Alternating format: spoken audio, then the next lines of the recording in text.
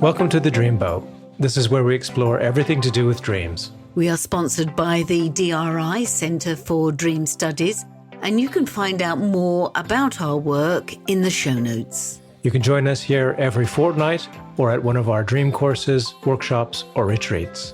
Thank you for coming on board. Welcome to Series 8 of The Dreamboat. It's good to be back, and we've got some great guests lined up for you this time round. Today, I'm talking to Dr. Lorraine Levy, a Jungian psychologist who's just completed some fascinating work in a rehab working with addicts' dreams. Since we recorded this episode, she's now back in private therapy practice, though she's still working with dreams. You can find her on the link to her website in our show notes, and you will also find details of a personal growth wellness retreat I'm running with Lorraine later in October 2026 in Greece. It's also going to be very exciting. Anyway, for now, let's listen to the episode.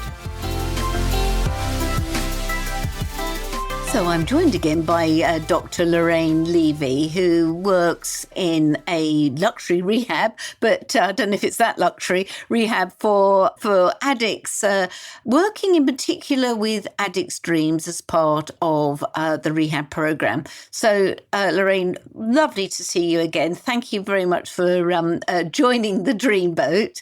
Tell me a bit more about your work with addicts in this particular clinic. Yeah, thanks again for having me. Wonderful to be back. I have been I'm hired as a psychological educator here in Thailand. And one of the things I proposed was to do dream work in group sessions, and then also follow that up with some one-on-ones if clients wanted to do that. And the clinic said, yes, go for it. Our clients, however, when they see a dream workshop or dream group on their schedule for the week, some of them are very excited. Some of them come to the workshop and say they don't dream. And some of them are very skeptical, calling dream work some sort of pseudoscience. And so it's part of the addiction. I'm going to reject that. I haven't really come here for healing. Many addicts finally come to rehab and want to get clean due to insomnia. And so for many of them, they haven't been dreaming, let alone sleeping, for years. Many people come saying they've only been having 2 hours of sleep a night for a long time. And it does finally break them. So when they come into rehab, they're in a supportive, safe environment. They're getting healthy food. They're getting sunshine. They're surrounded by a supportive community.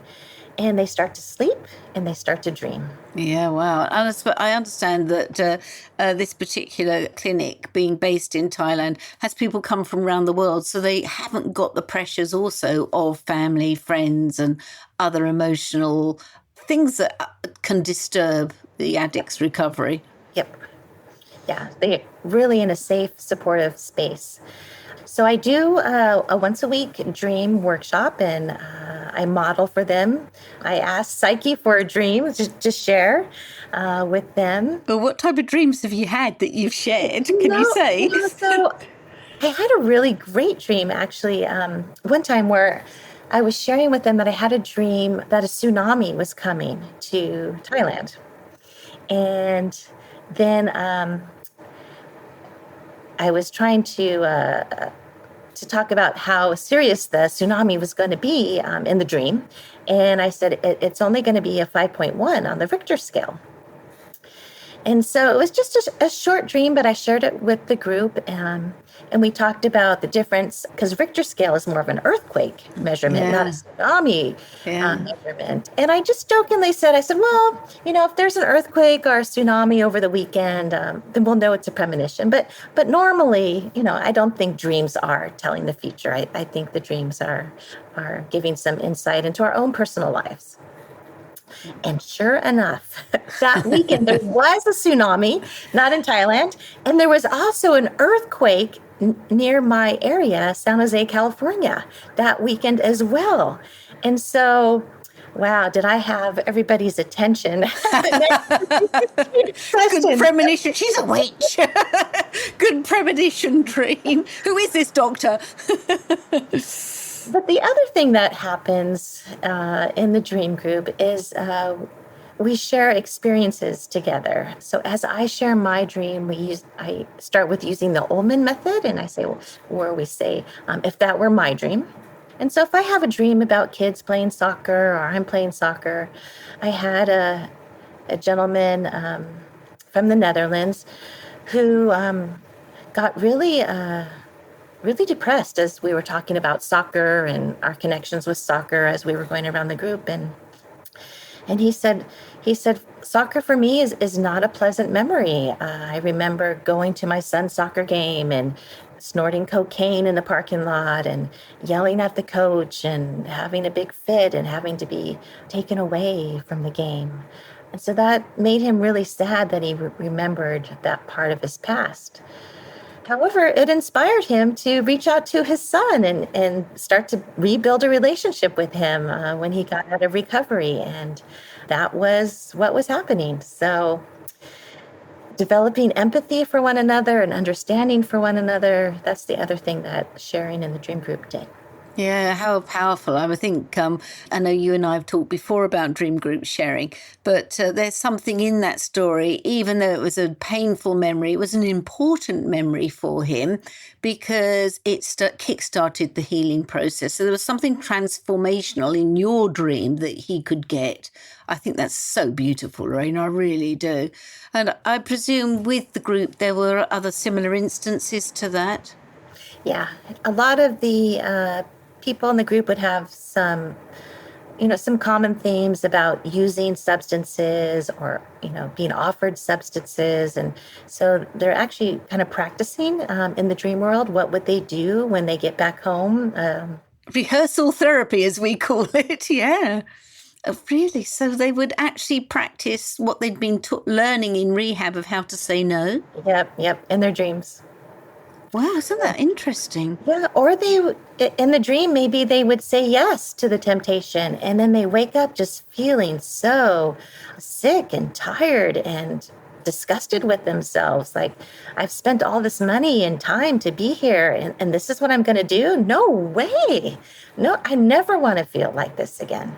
Oh, wow. So still the flip side of rehearsal therapy, still rehearsal, but reminding them of, as you say, why they had gone to rehab in the first place. Yeah, it's really powerful. It sounds, well, for somebody like me, who, in my psychotherapeutic practice, I've always worked with dreams, and it so makes sense. And I have worked with addicts of all kinds and been fascinated by their dreams. Were there, apart from the using or not using themes, were there any other themes that came up that you recognised? Yeah, a lot of the dreams had to do with their relationships. People who are seeking out recovery typically have destroyed family relationships Quite spectacular, usually. Yeah. yes, and they've let people down. And so sorting through that guilt and shame and then wondering, are they going to be able to reach out to their family members, to their children? Again, as part of the recovery, some people come to recovery or rehab and they haven't told anybody where they are. Gosh, yeah. And so in the dream, they're again rehearsing, I guess, or starting to build what would that feel like to have family dinner, to go shopping with my mom? What would that look like? And so it really gets them thinking about the next stage because they're not going to be in rehab forever. They need to go back to their world, to their life at some point. And what do they want it to look like? And that's part of the dream as well. What's important to you? What's going to be safe for you? What's going to be nourishing for your soul? And I think that comes out a lot in the dreams as well. Yeah, I like the example you gave of the Dutchman and football and reaching out to his son. That feels incredibly powerful. How many of the addicts that you know has the dream work been an intrinsic part of the healing for them? when they sign off. So interesting. And I was able to confirm this in my one-on-one sessions with the clients, and also just let them know if they wanted to have an additional session just where we talked about dreams, I would be available for them too. And it's just letting them know, permission. These dreams are a part of them, a part of their healing process, and let's talk about them. And they laughed and said, so I'm going to go home and I'm going to tell my friends about my dreams, or I'm going to talk to my kids about my dreams. And I say, yes, of course you are. Let's normalize that. I raised my kids talking about our dreams on the way to school. Absolutely. Talk about your dreams with one another. Yeah, it's interesting how something that we all do, we get locked in our own subconscious, for want of a better description. It feels abnormal to be sharing that to other people. And yet there's such a deepening of a relationship when we share our dreams, which I can imagine for addicts, starting with you. What a great way of experimenting with that as a concept for building a relationship. And as we know, the therapeutic relationship often is the start of rebuilding other relationships. If they can build one with you, then they can build, it's almost the psyche is letting them know they could build other relationships just like it, which is obviously part of the power. Just on reflection, you talked about using dreams. Many nightmares, is that common for the addict? Yes. So some addicts, some of the clients, they were worried about starting dreaming again, giving permissions for the dreams to come because they were afraid. They've experienced many nightmares or bad trips using drugs or bad memories. A lot can come up in the dream space. And for tripping and dreaming, there's that horrible visualization, imaginative crossover for an addict in full throw. What's the difference between the dream and where the mind has gone on a trip? Must be very scary. Yeah. So we do talk about nightmares, and I do let them know, my own experience where I had a nightmare of a doll who came and stood by my bed, and how terrified I was. After I had told my children, it's just a dream. Talk to the image. And then this doll showed up, and I was like, I can't talk to the image. I'm terrified. So just to relate to them that it really is scary. These are real emotions. And that's also what part of recovery is instead of dulling the emotions, letting the emotions come, feel them, acknowledge them as an adult. That's what we're supposed to do. So again, the dream provides a way for us to do that in a safe place. The Dreamboat is a project of the DRI Center for Dream Studies. If you're the kind of person who is fascinated by the mystery of dreams and you want to learn more about the transformational power of dream work, check out our workshops, lectures, retreats, and training courses at driccpe.org.uk. Also on the website, you can support the podcast and all of DRI's work by becoming a member for just over £30 a year. That gets you discounts and first access for our ticketed events, as well as access to videos and extra material online. That's driccpe.org.uk, and you can find the link in the show notes. Now back to the podcast. Was it mainly drug addicts that you were working with, or were there other addicts, or are there other addicts at this particular clinic? Is it mainly drugs? Yeah, so it's drugs and alcohol, but it's usually there's other things going on too, exercise, food. Yeah. We had somebody who said they were addicted to chocolate. Yeah. But those are, it's just no matter what the addiction is, it's because there's some need that's not being met. And that's a real need. And so the rehab experience is, what is it that you need? Yeah. And how can we fill it without it being from a substance? And presumably the dream world is helping them see that? Helping them see that, exactly. Yeah. I know that you like and encourage the drawing of dreams. Yes. Did you have any interesting drawings from your client base? Yeah. So one workshop I went to was a mandala dream image workshop where we took a a powerful image from a dream, and then transformed it using parchment paper. And so I did that workshop about once a month as well. And I had somebody who started up with a dream image of a casket. And it was actually their casket. They had this dream many, many years ago of their own funeral, and there was a casket there. And then working with the image in this process, the casket transformed into a rocket. Wow.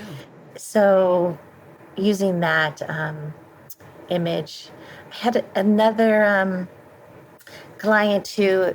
What do you make of that, from going from a casket, a coffin, through to a rocket? What do you make of that as a piece of process? To me, it's resurrection, it's Persephone, it's emergence, it's dynamic, isn't it, a rocket? It really is sort of soaring out, isn't it?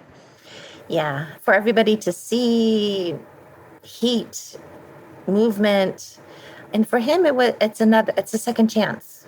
Yeah. He was dead. He was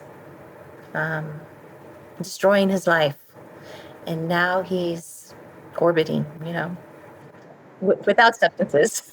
He's high without substances. Yeah, exactly. There's something so affirming about that sort of the images that you've just presented, and the fact it's come from a dream must have felt very rewarding. Yes, the rewarding part was that they're taking power.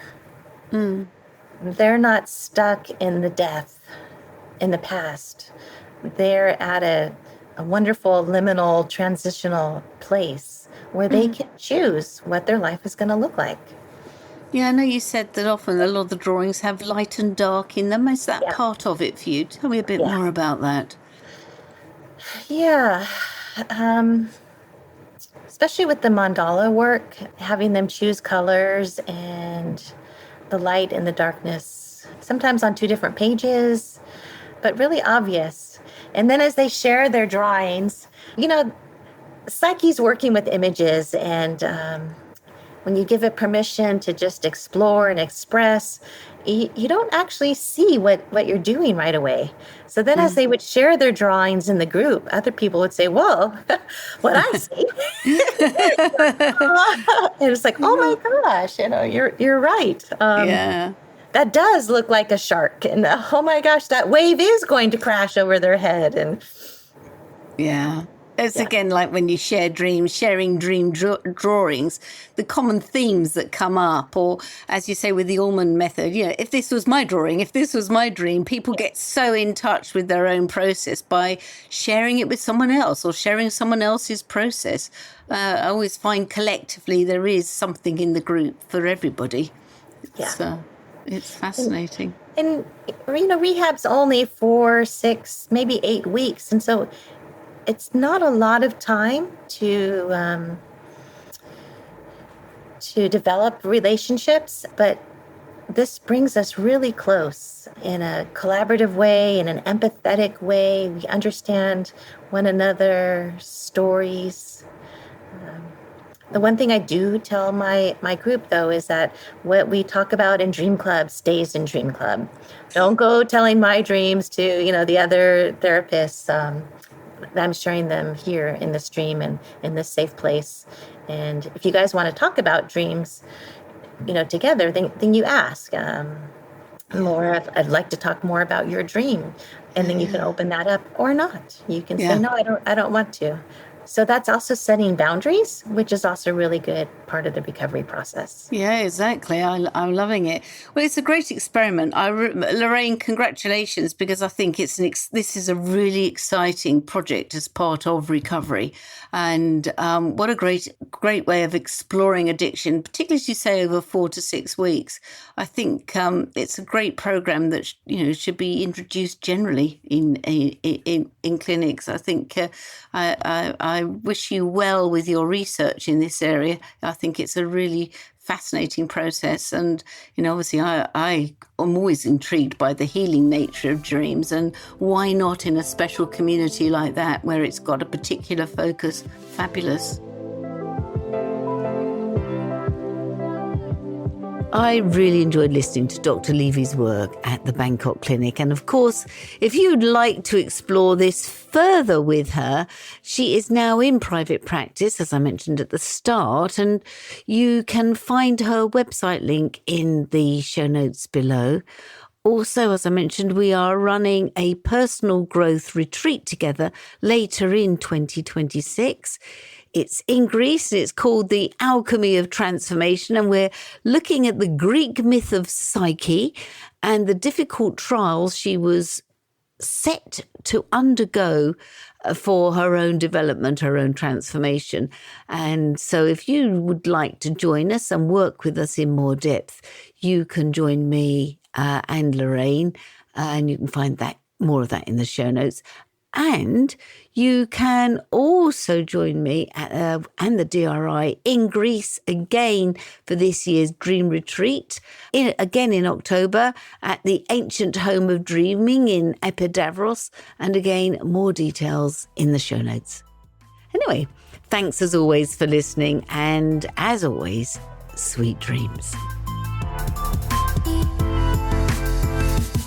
So, thank you for joining us for this week's episode. Don't forget to like us and leave comments on your favourite podcast platform. As I'm sure you know, that's the way we build an audience for the Dreamboat podcast and also to spread news about dreaming. And as we said, there are many ways you can share your dreams at the DRI, the Dream Research Institute. Yes, we have courses, events, and workshops, and we want to hear from you. So check out the show notes for links, or find us on Instagram and on our Facebook page and on our website at driccpe.org.uk. And if you want to explore your dreams further, or you would like to support us, you can join the DRI as a member for just £30 a year. As a member, you will get discounts for all of our events and short courses. You'll get our newsletter with latest dream research news, and we'll also be adding other special member benefits during the year. Of course, members' dreams will always be given preference for reading on the podcast Dream of the Week slot. So go to the link on the show notes and become a DRI member today. Keep dreaming and keep sharing your dreams.